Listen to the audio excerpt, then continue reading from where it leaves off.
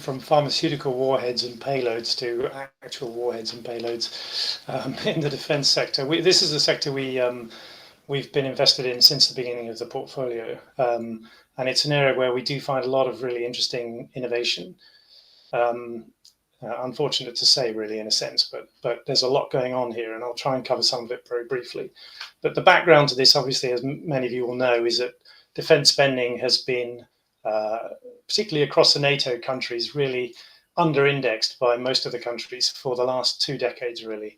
And that's changing now. You see a lot of headlines out of countries like Germany and the UK and others about getting defense spending up to more reasonable levels. And that's a kind of background, if you like, to the spending that we see in this space. But there are lots of other things that are going on, and the governments are looking for innovation to kind of take up some of the mantle for the development of new technologies and new ways of facing what is really a changing nature of warfare. 3 areas that we particularly focus on where defense does play a significant role, and have been highlighted in a lot of the strategic defense reviews from the different nations, are areas of drone and anti-drone, space and cyber warfare. And each of those really has very large technological inevitability to them. The pictures you can see on the right-hand side, the top one there is supposed to sort of show an operations room and really just give a picture of cyber intelligence. One of the companies on the portfolio, Booz Allen Hamilton, is a US service company that offers a lot of services into traditionally the sort of 3-letter agencies, the CIAs, FBIs, etc., as well as directly into the Department of Defense. There's a huge amount going on behind the scenes in cyber.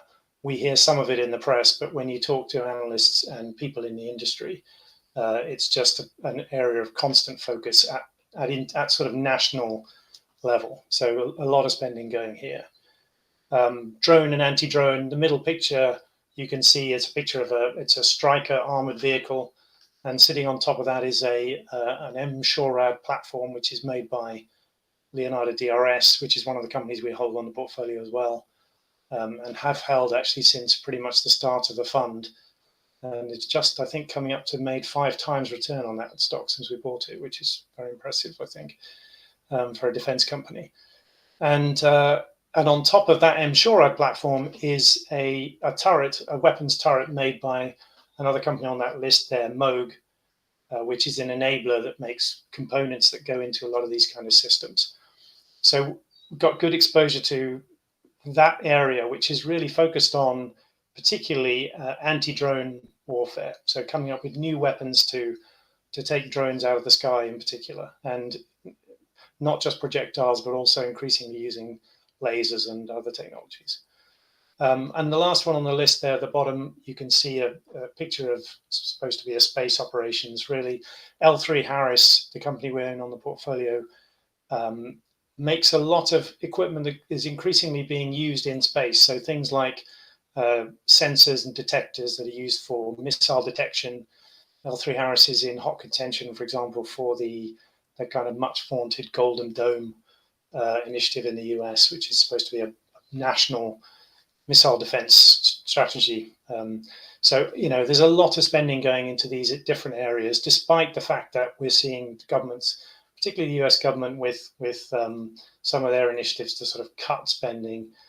We're still seeing a lot of focus on defense, and, you know, sad to say, but a very important area of investment for nations, we think, for the next decade or so, and we're quite well positioned there.